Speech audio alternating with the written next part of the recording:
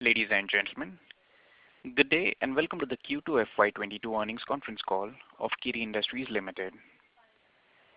As a reminder, all participant lines will be in listen-only mode, and there will be an opportunity for you to ask questions after the presentation concludes. Should you need assistance during the conference call, please signal an operator by pressing star, then 0 on your touchtone phone. Please note that this conference is being recorded. At this time, I would like to hand the conference over to Mr. Anuj Sonpal from Valorem Advisors. Thank you, and over to you, sir. Thank you. Good afternoon, everybody, and a warm welcome to you all. My name is Anuj Sonpal from Valorem Advisors. We represent the investor relations of Kiri Industries Limited. On behalf of the company, I would like to thank you all for participating in the company's earnings conference call for the second quarter of financial year 2022. Before we begin, I'd like to mention a short cautionary statement. Some of the statements made in today's earnings con call may be forward-looking in nature. Such forward-looking statements are subject to risks and uncertainties which could cause actual results to differ from those anticipated. Such statements are based on management's beliefs as well as assumptions made by and information currently available to management. Audiences are cautioned not to place any undue reliance on these forward-looking statements in making any investment decisions. The purpose of today's earnings conference call is purely to educate and bring awareness about the company's fundamental business and financial quarter under review. Let me now introduce you to the management participating with us in today's earnings call. We have with us Mr. Manish Kiri, Managing Director, Mr. Jayesh Hirani, Senior Manager Accounts and Finance, and Mr. Suresh Kandolia, Company Secretary. Without any further delay, I request Mr. Manish Kiri to give his opening remarks. Thank you, and over to you, sir. Good afternoon, everybody. It is a pleasure to welcome you to the earnings conference call for the second quarter of financial year 2022. Kiri's standalone revenue during Q2 FY22 were 263 crore, which was 137% higher on year-on-year basis and 32% on quarter-on-quarter basis. There has been a reduction in a loss for quarter 2 FY22, which was reported at 7.4 crore against 9.61 crore in quarter 1 FY22. On a half-yearly basis, the standalone revenue were 463 crore, half 1 FY22, which increased by 158% year-on-year. The EBITDA for half 1 FY22 was negative 3.7 crore compared to negative 41.1 crore in half 1 FY21 last year. Similarly, the net loss has reduced significantly. For the half-year, net loss was 17 crore compared to 62 crore for the same period last year.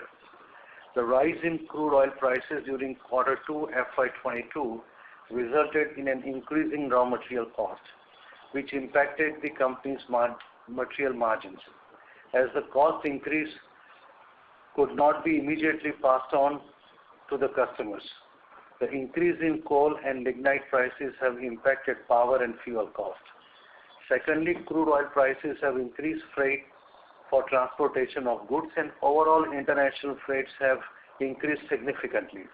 Legal and professional fees for litigation against Sanda and Dystar in Singapore courts, which are non-recurring and exceptional in nature, are included in the operational expenses, impacting the company's EBITDA. The working capital cycle has been gradually strengthening and is expected to further improve in the coming quarters. Inventory turnover has decreased from 84 days to 36 days on year-on-year basis. Similarly, trade receivables have decreased from 248 days to 107 days, which is almost near normalized numbers. And receivables recovery has improved from 132 to 47 days on year-on-year basis. For quarter 2 FY22, consolidated revenue has significantly turned around. The company achieved a consolidated turnover of 358 crores, which was 105% higher on year-on-year basis and up by 22% on quarter-on-quarter basis. The EBITDA reported for the quarter was 28 crore, which increased by 21% quarter-on-quarter basis. The EBITDA margin for the quarter was 7.8% and the net profit was 12.4 crore, which is an increase of 82.4% quarter-on-quarter basis. On a half-yearly basis, total consolidated revenues for half one FY22 amounts to 651 crore, which is an increase of 129% year-on-year. The EBITDA stands at 48 crore compared to a loss of 56 crore for the same period last year. And the net profit was 19 crore compared to a loss of 38 crore for the same period last year. Quarter 2 FY22 experienced volatility and increase in coal and crude oil prices, which led to sharp increase in raw material costs, power, fuel, and logistics expenses. During the quarter, there was a 4% increase in raw material consumption costs, 22% increase in power and fuel costs, and 28% increase in logistics expenses for exports on quarter-on-quarter basis. In the backdrop of uncertain periods of COVID-19 during FY21, consolidated material margin got impacted during quarter 2 FY22 because of volatile markets leading to sharp increase in input costs, which could not be passed on to the customers, impacting material margins. The uncertainties in business environment because of COVID-19 pandemic are now a matter of past. Secondly, the increase in input cost is now getting stabilized during quarter 3 FY22, which shall be the enabling factor to attain momentum and growth in coming quarters for the current fiscal. Coming to Kiri's minority operation suit, as you may already know by now, that Singapore International and Commercial Court has awarded a final valuation of $481.6 million for Kiri's 37.57% stake in Dystar. Both Kiri and Senda have filed appeals against SICC order dated 21 December 2020, 21 June 2021 with Court of Appeal in Supreme Court of Singapore. And Kiri has also filed appeal against SICC order dated 17 March 2021, and the Supreme Court shall hear all appeals on any of the days between 24 to 28 January 2022. In another case against Dystar, SICC has delivered judgment on 24 September 2021 on Kiri's counterclaim against Dystar in SIC 7 2020 and has dismissed Kiri's counterclaim and awarded all-in cost of Singapore dollar 1.37 million to Dystar. The company has filed appeal with Court of Appeal against the same order, and hearing dates are awaited. Lastly, coming to future outlook, as you may be already aware that the Indian chemical sector is on the cusp of very high growth trajectory in the coming years. Exports of dyes and dyes intermediates increased by 41% and 16% respectively in April to September 2021 period, mainly because of low base of exports in the same period last year. The exports from India are set to strengthen in coming months because of ease of doing business, creation of plug-and-play investment manufacturing environment across various industrial corridors, and launch of production-linked incentive schemes. Further reduction of custom duty will have stark effect on shipping costs, thereby giving much impetus to exports from India. Now I would like to open the floor for questions. Thank you. Thank you very much. We will now begin the question and answer session. Anyone who wishes to ask a question may press star and 1 on their touchtone telephone. If you wish to remove yourself from the question queue, you may press star and 2. Participants are requested to use handsets while asking a question. Ladies and gentlemen, we will wait for a moment while the question queue assembles.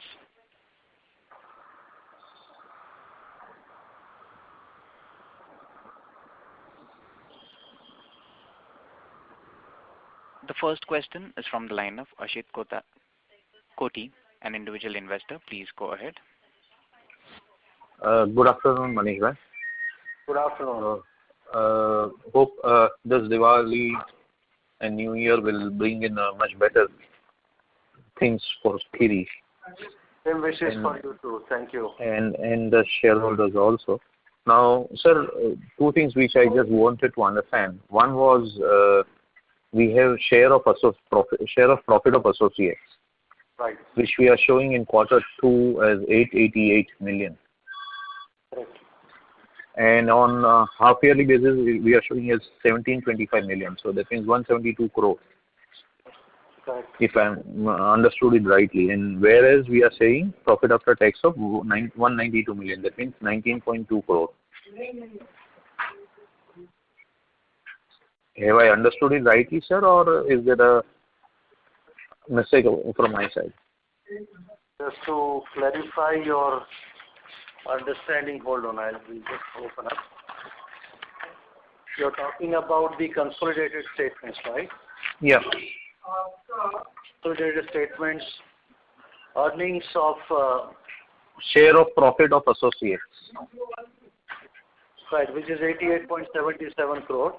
So your earnings after tax would be 101.16 crore. Right. So what I wanted to understand was this 88 plus 9. 88 crores from profit of associates, which includes which all companies or which all associates? That's only Dystar. That's only Dystar. So 124 is only ours. Is a standalone part? How do you take profit after tax 124? Does that include anything of Dystar? No. The profit after tax is 101.16 crore, to be precise. Right? So Okay. at 101.16, out of that, 88.77 crore is from Dystar. And 19 crore is the, sorry, 12.35 crore. So 12.38 plus 88.77. That amounts to total 101.16. So 12.38 is only Kiri's profit, right? Yes, 12.30 is Kiri consolidated profit, Kiri, Longshan Kiri, and other subsidiaries all put together. Okay. So this 888 is basically Dystar Singapore. Yes, correct. Okay. Sir, when are we moving away from commoditized product portfolio to real value added? Because it's been quite a long journey. I mean, it's after 2019. If I am not wrong, we are downhill. Yeah, we are quite also keen to have the product mix of change of portfolio to be kicked in. Hopefully we should start seeing the numbers change due to the new products added in from this quarter. So we hope that you will have a better change in this quarter, and that is where we are moving in this quarter. So now onwards, as market improves, you will see the changes in our product mix improvements. Can you throw some light on those new product mix, sir? Mainly coming from the specialty intermediates. So there are a host of products which we started in phase 1, and those have started also moving in the market. So that is where we will see the numbers coming. But the specialty intermediates would continue would be towards which industries specifically? There are 3 industries, if you remember the earlier discussion. So one is definitely dyes intermediates, so as a dye industry. Second is performance chemicals for performance industry, and some part is also used in agrochemicals. So it's 3 industries in which it would be serving. Percentage-wise, would you be in a position to? Yeah, around 50% would remain, 50 to 60% would remain for dyes industry, and I would say 40% would be other products on dyes industry. Okay, I'll again come in the queue for further questions. Thank you. A reminder to the participants, please limit your questions to 2 per participant. Should you have any follow-up, may we request you to rejoin the queue. The next question is from the line of Vishal Srinivas Jaju from Tycoon Mindset. Please go ahead. Good evening, team. So I just want to know, like how our export market is performing, because I guess the most of the textile businesses are, seeing reverse back in are actually at least more than the pre-COVID levels in their export market for textiles. And as in our chemicals part, we are, not like still back to pre-COVID levels, and even margins are impacted. So just want to get to know, like, how is the industry levels going on in the export market for the dyes intermediates, and also for the domestic market, if you can just give a small idea on that. Right. See, the export markets for dyes are coming back to almost pre-COVID levels. There has been quite volatility on the price front. So there were quite a lot of fluctuations which we have seen on a price front, and that would be that is one of the factors would be affecting or postponing some of the demands which we couldn't see last quarter, which will come in this quarter. But we see that the exports is on monthly basis is now starting to get regularized at the same level as pre-COVID level. So are the margins coming back to the same levels like that what we have like on a standalone basis also? Pre-COVID times, I guess, including those legal and all the costs, we were still about like around 10% at OPM margins, and currently our OPM margins on a standalone basis is still going negative. So just want to get to know whether the margins are still coming back to the pre-COVID levels or still there is some lag. No, margins, the sales would come back, but because of the increase in the raw material cost, energy cost, and all other costs which I just mentioned, all of those cost increases we couldn't pass on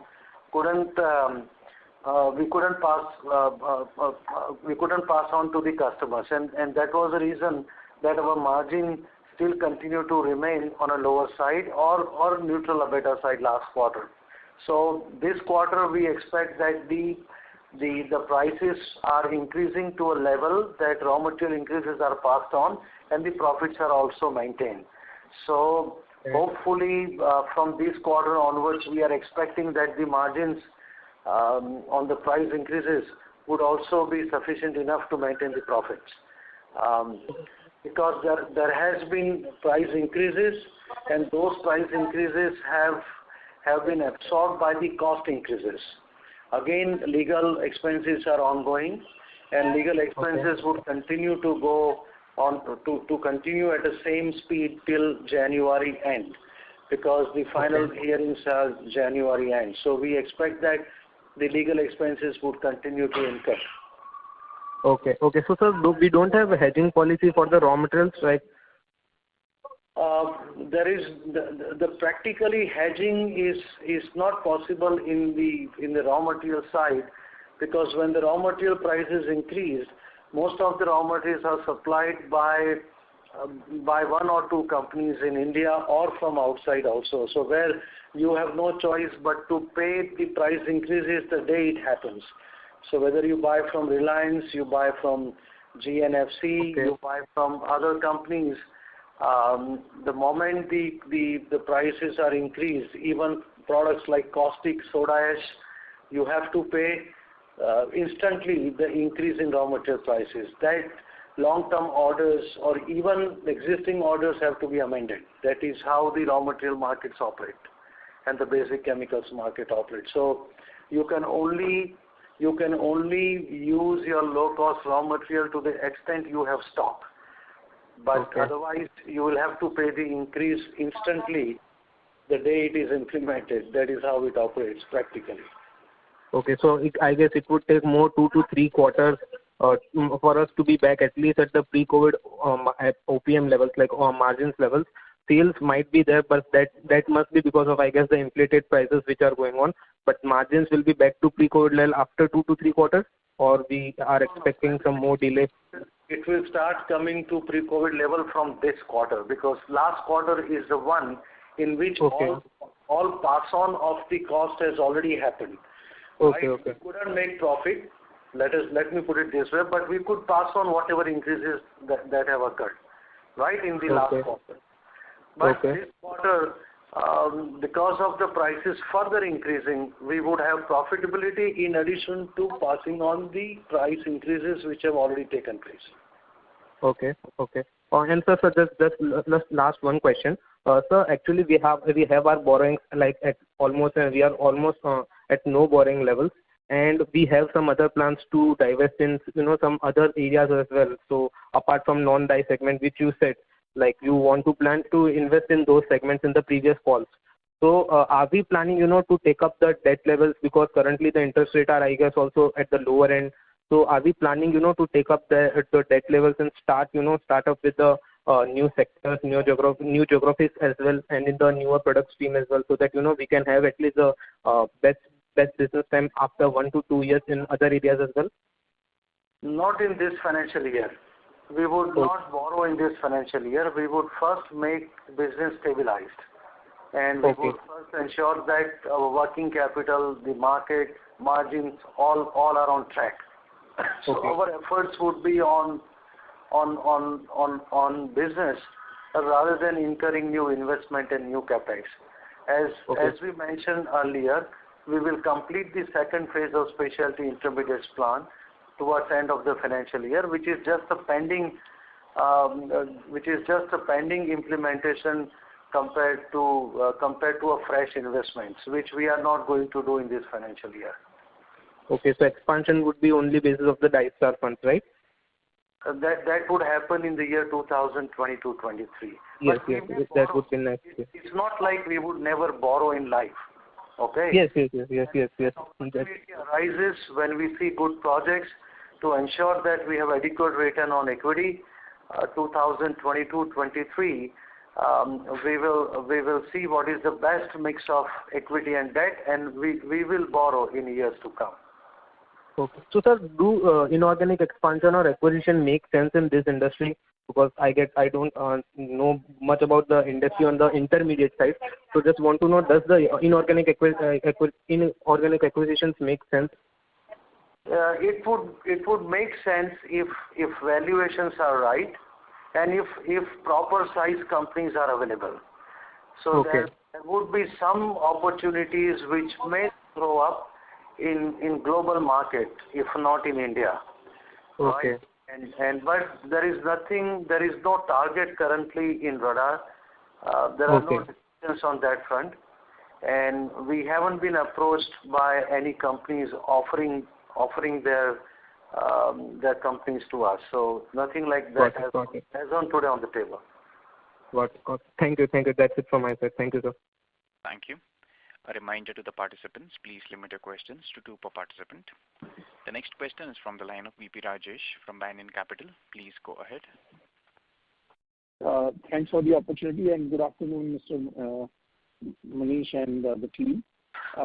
Just first question, how much did we spend on the legal expenses in the current quarter and for the 6 months? This is regarding the DISTAR litigation. How much is the number? So our run rate per quarter ranges from 6 crores, 5 to 6 crores to 9 crores, right? Now, the last quarter, one is the legal expenses and second legal fees, and second is legal expenses, because both incur. So when you put together, in last quarter it was little bit more than 7 crore. Okay. And for the 6 months? For the 6 months must be more than 15 crore. Okay. And my second question is that you talked about your EBITDA margins improving from the current quarter. So what should be the expectations? Are we thinking about back to low teens kind of multiple, or it will be a gradual move up in this quarter and the next to see 12-13 kind of percent EBITDA margin? I think this quarter, based on the 1.5 months which has already passed, and looking at our order book, we should be somewhere in the range of 7 to 10%. This is our prediction. This is the forecast. And then gradually next quarter it can go up. But again, all these numbers after legal expenses. Right. Okay. Understood. Thank you. I'll get back in the queue. Thank you. Thank you. The next question is from the line of Bhavesh Khandelwal from RII. Please go ahead. Sure. Good afternoon, sir, and thank you for the opportunity. My question is, I think if I remember correctly, last time you said that we will be doing something. We will be revamping the organization, and hiring has been done, and we have been hiring a lot of other, senior management and doing something else. So, can you put some light on it, and how are we on it? Because we haven't heard any official communication on that part. Right. See, we have been hiring several more people also in the current quarter, and improving just our management bandwidth for future projects. So there are no announcements done because which were not required at this point, and some of the people who have been taken on board would take some time to be permanent with us. So we will see how things move. But yes, the hiring is ongoing, and team building is also ongoing, and we are improving our management bandwidth, especially for future projects, not for current business. Yeah, got it. And second thing, sir, on the future outlook, I wanted to basically know, like if, for example, like Bangladesh favorable export destination has been, I think, expiring maybe in 1 or 2 years. I'm not sure of the timeline. So, do you think it will benefit Kiri as a company, or as a Chinaman policy? If you just put a highlight on it. I think it would definitely benefit us as Kiri, because Bangladesh is an important market. Bangladesh has been one of the top 2 exporters for us as well as for industry as a whole. So that would benefit us for sure, and that would help us to increase our exports to Bangladesh in the next few years. There are also further logistics improvements with Bangladesh, because now trains have started even from Ahmedabad ICD. There are specific trains recently started for direct exports to Bangladesh. So not being dependent on only containers, which have now become a kind of a very high freights and high cost affairs. So this train movements between India and Bangladesh would also benefit from logistics point of view, from speed point of view, because it's improving from both the sides from infrastructure point of view. So Bangladesh is going to be an important market for textile as well as for dyes. That would benefit Kiri. Number 2, if you have seen recent announcements by the government, several textile parks are going to be set up in India all across, right? And those incentives to textiles, boost of textiles, the targets for more than 100 billion textile exports, which government is trying to set up to support textile industry, that all will benefit, and that all will provide growth opportunities for dyes to sell within India also. Mm-hmm. It's the last question, if I can ask. So basically, like there's a lot of supply chain disruption, and because of which the raw material prices are too high. I mean, especially if you talk about So do you think, is it going to be it's normal going forward in coming 1 or 2 months, or it will take more time? Based on our current assessment, we don't see prices coming down significantly before December. We don't see much hope that the raw material prices would reduce. If January to March quarter, when we see that the basic chemicals start going down in China as well as globally, we may expect some reduction, but not till December. We don't see any possibility of reduction in any major raw material prices before the end of this calendar year. Okay. Thank you, sir. Thank you. The next question is from the line of Namit Mehta from KC Capital. Please go ahead. Hi Manish bhai, hope all is well. Yes, all well. Thank you. Thank you for participating. Thank you, Nimish bhai. Please go ahead. Of course, just a couple of questions from my side. So one is, I know from over the last couple of years you plan to move the standalone business from let's say 1,000 crore to roughly 1,800 to 2,000 crore in a couple of years. How do you see that target as of now? Do you still, want to keep that guidance, or are we seeing it evolving based on, where you will allocate capital over the next few years? I think that target still remains. Unfortunately, last 1.5, 2 years, we got all tied up with this COVID effects.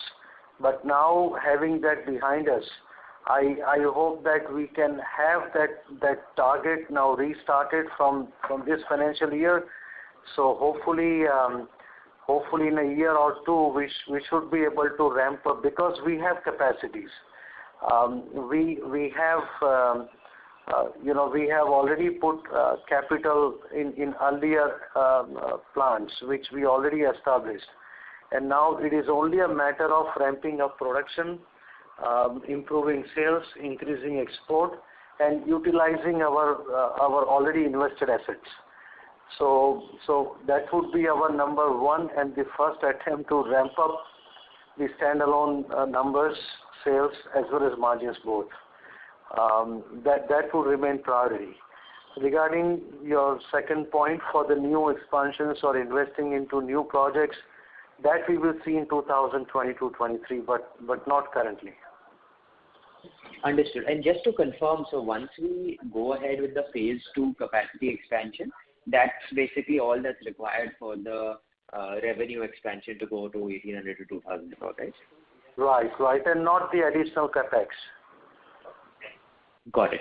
And then just one other question in the vein of what another participant asked about management building. If you can just talk a little bit about your organizational building efforts as you go to become future ready. If you can talk a little bit more about what you've done outside of even just team building, either in terms of business plan development, environmental clearances, and so on.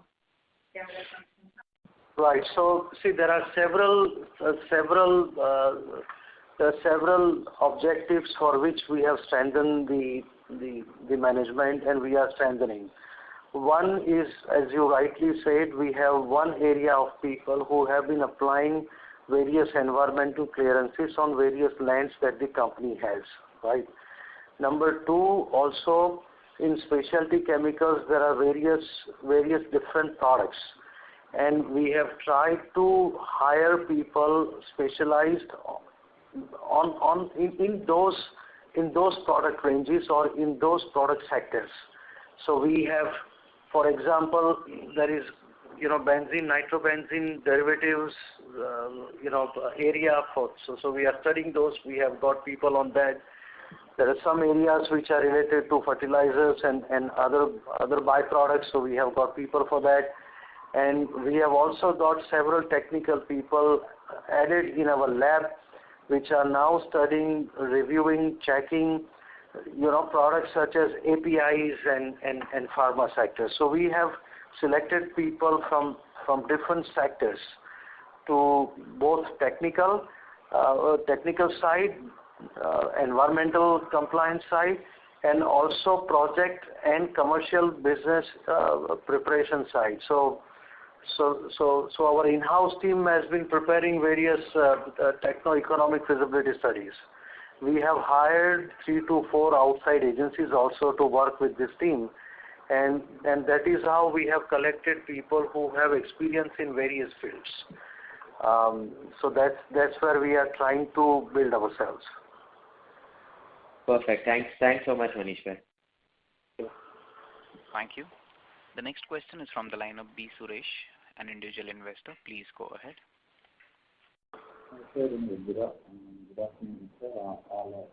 Mr. Suresh, we are unable to hear you. If you can take the phone off speaker or come closer to... Hello? Yes, sir. This is better. If you can be a little loud, sir. Sir. Okay, sir. My voice is clear. Hello? Sir, my voice is clear? Yeah, this is better, sir. Sir, the court date is January 2022. Is the final judgment, sir? It have take more time. Yes, January 24 to 28. These are the days in which there would be one day. Based on our latest information, it would be January 24 itself, but it could be any one day between January 24 and 28. This is the final judgment, sir, with any postponement? So this is the final one. This is the final hearing, and the judgment will come after that. But this is the final hearing of the appeal in Supreme Court. And good thing is that whatever appeals that both the sides have filed on various points and all the orders related to valuation, all those appeals are consolidated. And when the hearing takes place, it will cover all the appeals which relates to valuations which are filed from both the sides. Sir, one more question, sir. This is the amount is received, it can issued the dividend or any capex in further investment in the same field or another field. You can issue the dividend. How to use this amount? Sorry, I couldn't understand your question because of lot of people coming. Actually, you can state it clear. You can receive the amount. You can that amount you can use the investment and capex, and you can distribute the dividends. Yeah, it's both.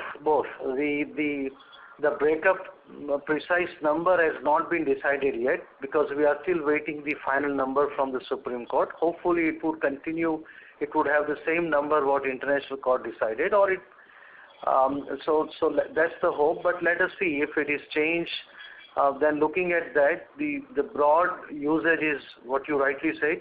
It will be used for the further future investments, and some part would also go back to shareholders. Yes. Thank you. The next question is from the line of Hemant Kanungo, an individual investor. Please go ahead. Yes, sir. Thank you for the opportunity.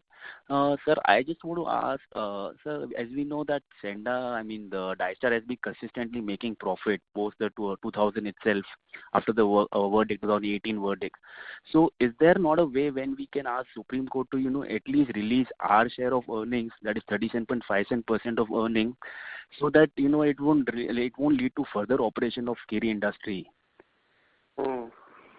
See, it's from the legal point of view, from July 3rd, 2018, right, the date on which the valuation for Kiri is decided, right, technically that is what the number that we are entitled to receive, right? But as you very rightly said, since that date till now, even though Kiri continued to hold shares and transaction has not been completed, so there is a big difference between the valuation date of July 3rd and the transaction date when actually Kiri shares are bought and amount is paid.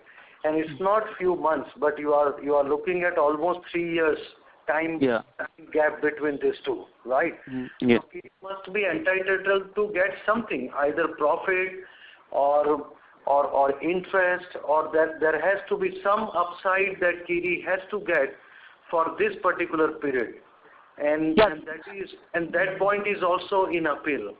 So when Kiri has demanded the interest or the enhancement of his value between July 2000. Yes, sir. But I want to add one thing. I want to add, we can ask that whatever the amount of our share of earnings is, we can always get it adjusted from the final valuation figure, because that won't even soften our stand, because we are not asking a particular amount. We are just asking our share of earnings. And that we can get it adjusted from the final valuation figure, what will be decided by the Supreme Court board, like by the 3,500 crore. So if Dystar is making 100 crores, so we can ask our 37 crores to be released and get it adjusted from the 3,500 crore whenever. Because if that way Dystar can delay the judgment, and we will be considering we are further facing operation from Dystar. See, the judgment, the hearing of the Supreme Court and the judgment of Supreme Court will follow the court timelines which have been fixed now, number one. Number two, Dystar doesn't owe any money to Kiri. It is Senda which owes to Kiri. Correct? Right? Yes, right.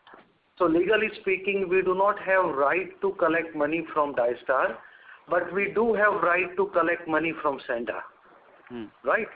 Yes. Right. So Dystar's profit is not Senda's profit from legal standpoint. So the guilty party is Senda and not Dystar. So court would not order anything against Dystar to pay to Kiri. Right? That is number one. Okay. Number two, so that is where the two entities are different. Number two, we already proposed to Senda and to the lawyers, and the correspondents are also with courts, that whatever their side of an amount of $323 million, at least put that amount in the escrow. Right. And Kiri has already proposed, which is under discussion, to open an escrow account and put this money there, because irrespective of what is the outcome of Supreme Court, right? Yes. The amount which is there from their side must be paid anyway, correct? Right. Put that in escrow, even if not given to Kiri, but at least that shows commitment to pay.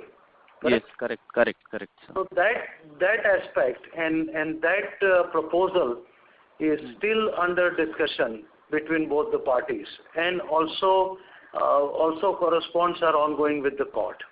Okay, sir. And my second question is, we are also owning a co-company with the Longsen in India. So are we facing some similarity of operation, from Longsen, like in terms of, involving us in the management practice and also, sharing the dividends with the company? So are we getting the regular dividends from Kiri Longsen, or we are facing similar operation? Yeah, we are facing similar operation at there too, and we are victim of not paying dividends at Longsen Kiri also. Correct? Yes. Okay. There are no legal battles started between both the parties, but yes, they have behaved the same way at Longsen Kiri too, and operation at Longsen Kiri still exists. Okay, sir. That's it from my side. Thank you. Thank you. Thank you. The next question is from the line of Nandan Khambate, an individual investor. Please go ahead. Hello. Yes, please. Yes, sir. I have two questions. First is again related to Dystar thing.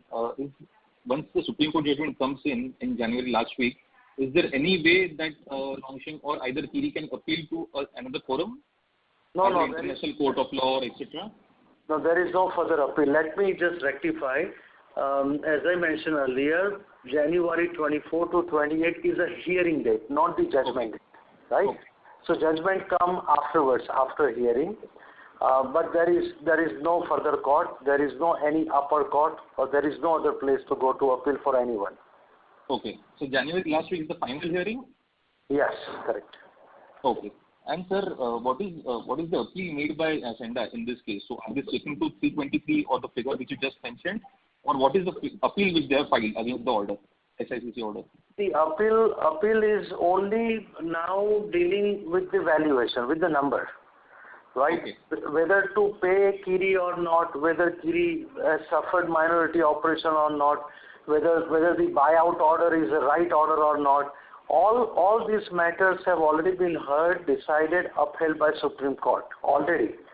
So this hearing of Supreme Court and Senda's appeal is to only lower the valuation number, correct? Okay. So Senda's valuer, if you go through the judgment, the earlier judgment, it says that the Senda side presented $323 million as Kiri stake, for the Kiri stake, correct? So they will attempt to reduce the number from 481.6 towards 323. And Kiri has also appealed.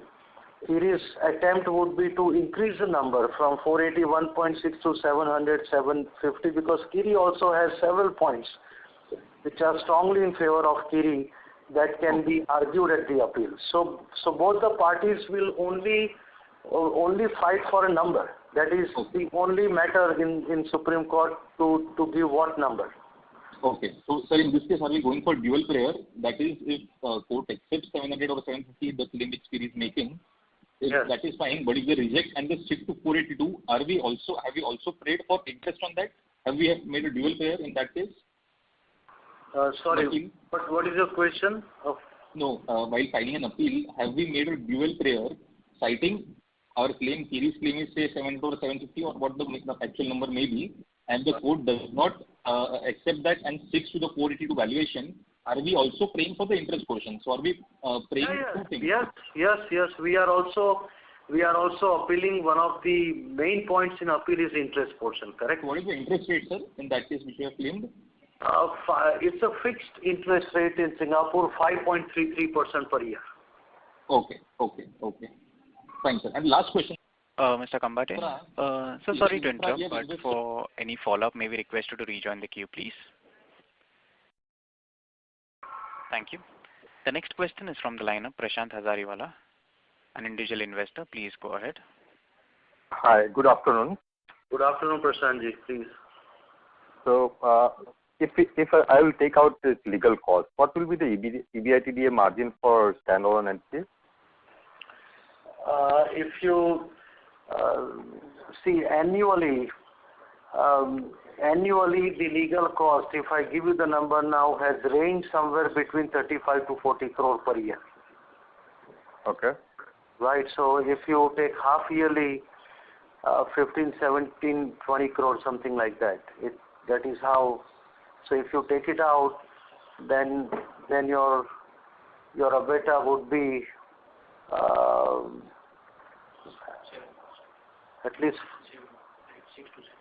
6 on quarterly basis or half yearly. It would be around 6 to 7%. 6 to 7% for last quarter?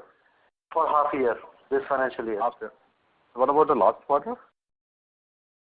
This financial year. I mean, starting from April till September. Right. No, but what about the last quarter in September quarter?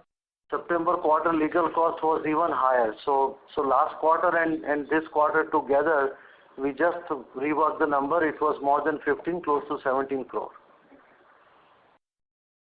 If I'm taking out this last quarter only legal cost, what will be the EBITDA margin? For the last quarter only. Last quarter 250, 63. And 100 CR last quarter. Around 4%. Around 4% would be last quarter's EBITDA margin. All right. So when I'm comparing ourselves with our peers like Bodal and Sarcam or something like that, they have done much better than what we have done on the EBITDA margin, and they even given a good profit compared to the last year same quarter. Right. So where we have lose our competitiveness or EBITDA kind of thing. Yeah, for that let me explain you in two parts. Okay. One part is that maybe they have been able to, because see, they are more of a intermediate players and we are dies and intermediate players 50-50. Aksharcam, Bulgaria, they are just pure intermediate players. Okay. And for intermediates, the passing on price increases or cost increases to customer is much earlier. While for dies to pass on to customers take longer time. Right? So that is one factors where they might be able to pass on price increases to their customers earlier than what we could. Number one, correct? Number two, there are certain intermediates that Kiri produces for Longshan Kiri, which goes for Longshan Kiri, and then Longshan Kiri sells dies. So there is a different structure here. So when you look at the consolidated numbers of Kiri, it gives you a better picture or a clear picture compared to a standalone number, because consolidated number without Dystar would give you the intermediate capturing of the margin as well as dies capturing of the margin at Longshan Kiri level. Because in Kiri, dies are produced in two companies, one Kiri standalone and second is Longshan Kiri. While if you compare, for example, Bodal, their dies are produced only at one level, while our dies are produced at two levels. Okay. So for that, when you look at the consolidated margin, that gives you a true picture, in fact, of what we have actually earned by selling dyes directly from Kiri and also by selling dyes through Longchen Kiri for Kiri's portion of 40%.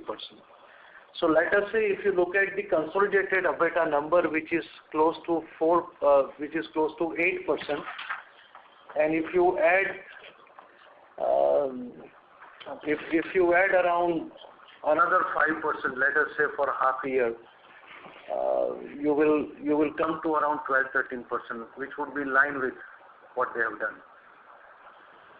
Right. And the other question is like before 6 months con call, like at the end of the year 2021, FY21, you said there is no problem in Longchen and Kiri, this joint venture.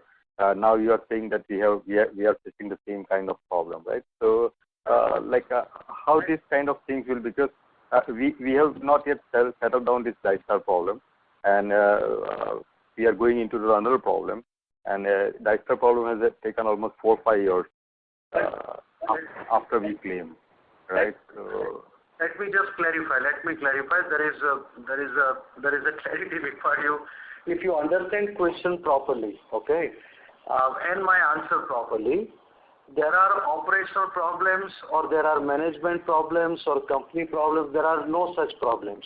Number one, company is operating, running, managed, operated, run by actually Kiri.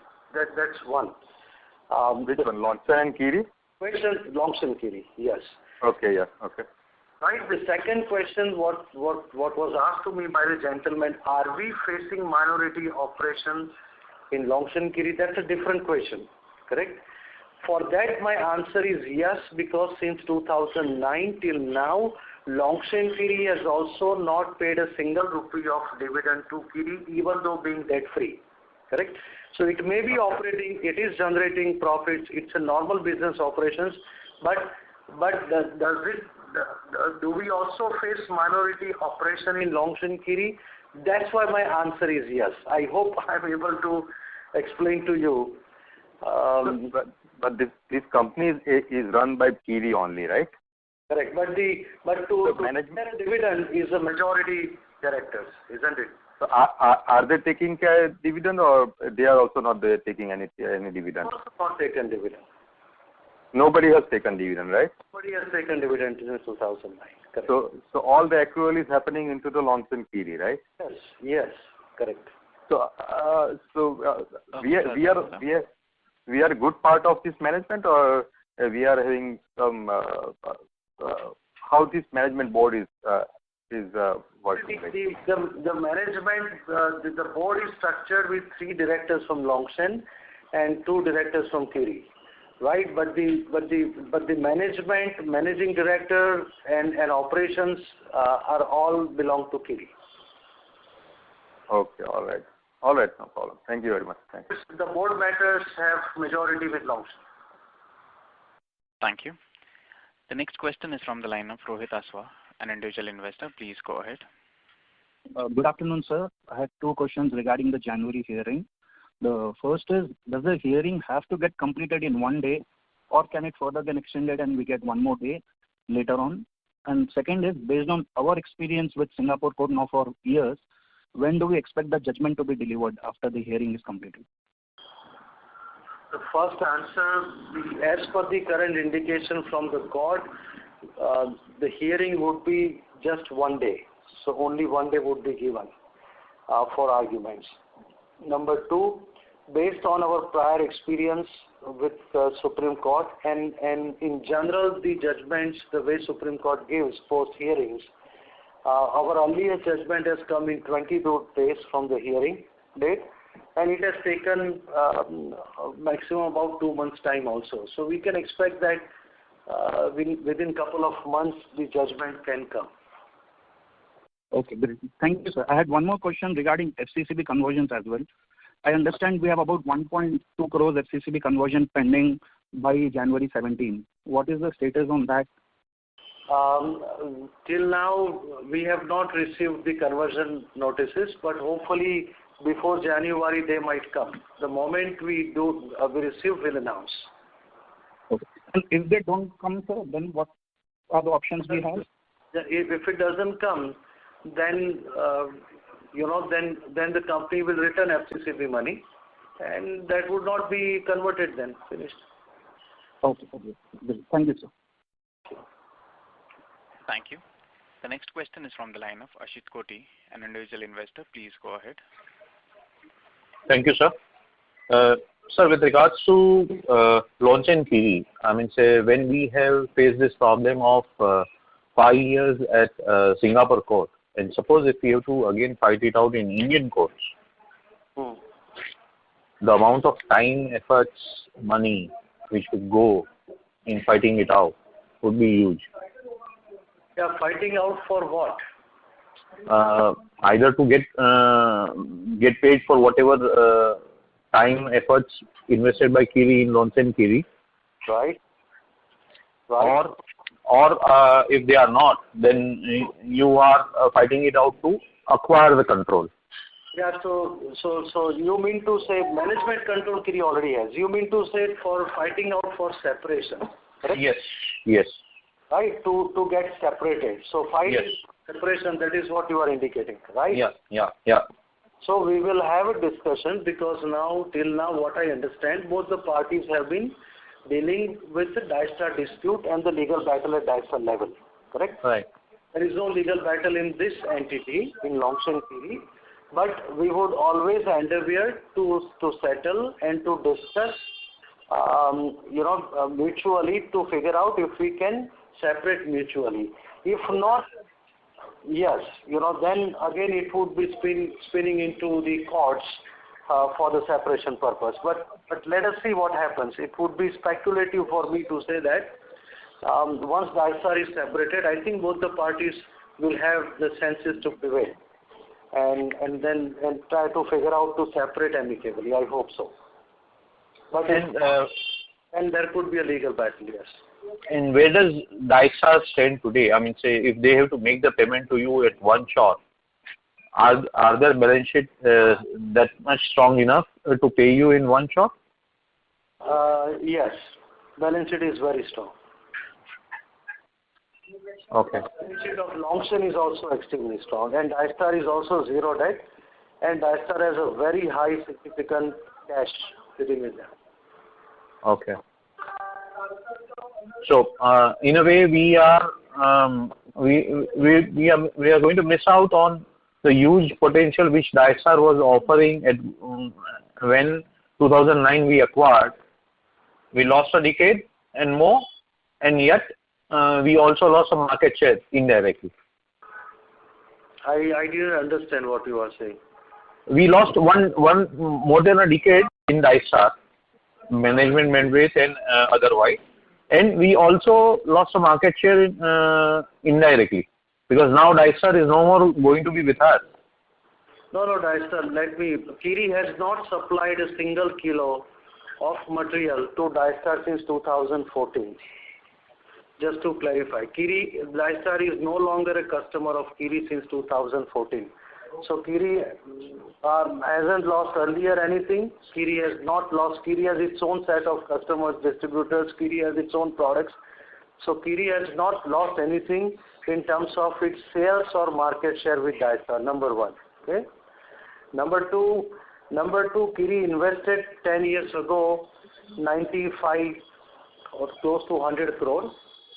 And after this court battle, after 10 years, that 100 crores of Kiri's investment, right, has grown into $481.6 million, which is close to 3,700 crores. So for 10 years, it's not a bad investment, isn't it? Yeah, that's one way of looking at it. No doubt about it. Correct. And there is no loss of market share, just to correct you. Since we did not supply, no loss of market share, but the purpose of acquiring Dystar was to get into the lucrative European market, which we are not right now.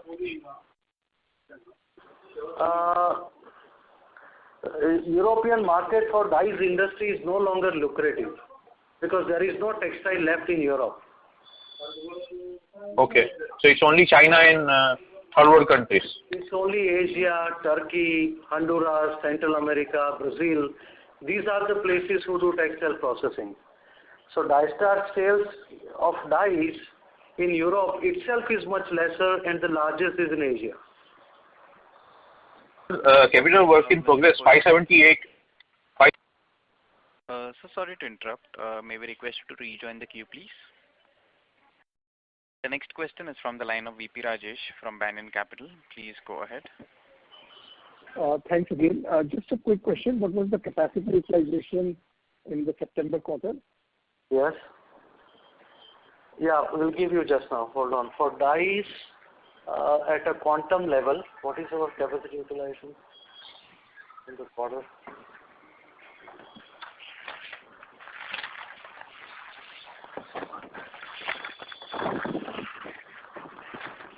Dyes capacity utilization in 36% is 36%.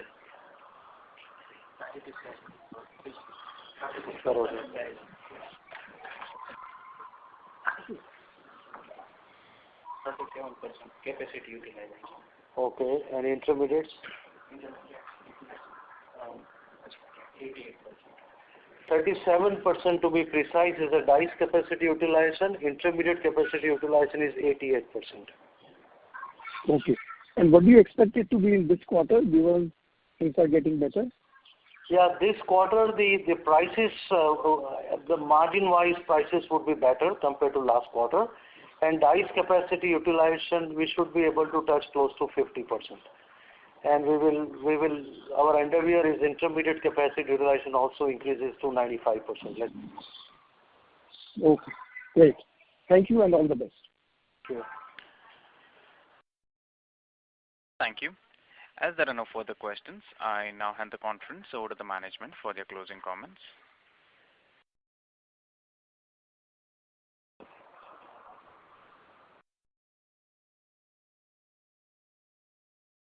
Over to you, members of the management. Thanks to everyone for joining today, and we'll see you next quarter. Thank you. Thank you. Thank you. Ladies and gentlemen, on behalf of Kiri Industries Limited, that concludes this conference. We thank you all for joining us, and you may now disconnect your lines.